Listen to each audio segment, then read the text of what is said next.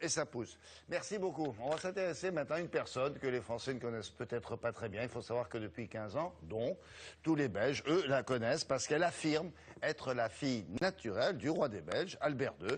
Et comme ce dernier refuse de la reconnaître officiellement, elle a décidé de l'attaquer devant la justice. Alors vous imaginez, c'est pas facile d'attaquer devant la justice royale précisément pour recherche en paternité. Qui ça? Le roi? Allons bon.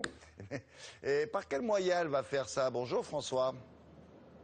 Oui, bonjour William. Eh bien, elle le fait en fait par le biais d'un test ADN. Elle demande que des tests ADN soient effectués sur la famille royale.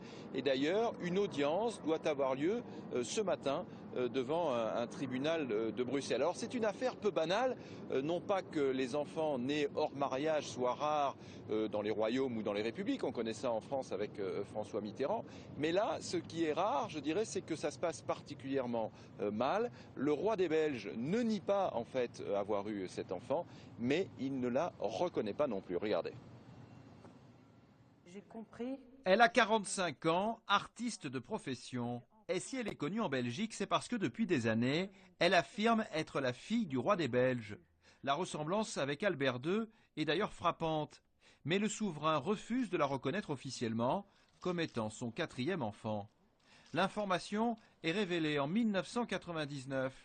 Un livre affirme alors que Delphine Boel est née dans les années 60 d'une longue liaison extra-conjugale. Cette année-là, dans ses vœux de Nouvel An, Albert II avoue à demi-mot son infidélité. La reine et moi, nous nous sommes remémorés des périodes très heureuses, mais aussi la crise que notre couple a traversée il y a plus de 30 ans. La jeune femme commence alors un long combat dans les médias belges, mais aussi français.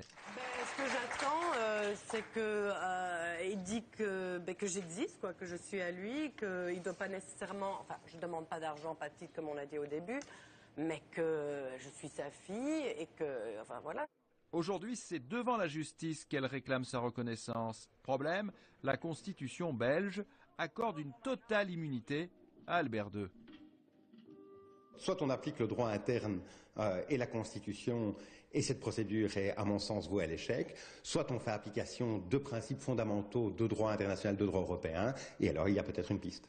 À 79 ans, il est peu probable que le roi des Belges admette officiellement qu'il a conçu un enfant hors mariage.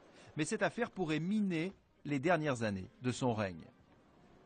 Bon, on l'a bien compris, cette personne ne demande pas d'argent, elle fait ça quoi, elle veut un droit officiel à exister, si j'ose dire, si on peut dire ça comme ça. Oui, absolument, William. En fait, elle sait qu'elle ne fera jamais partie de la famille royale, mais elle demande juste de la reconnaissance. Alors, c'est un problème quand même pour Albert II. Vous savez qu'il est sur le trône ici en Belgique depuis 20 ans maintenant.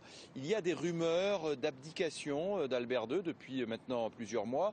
Alors, évidemment, cette affaire, ce n'est pas ça qui le ferait abdiquer, mais en tout cas, ça le fragilise encore un peu plus.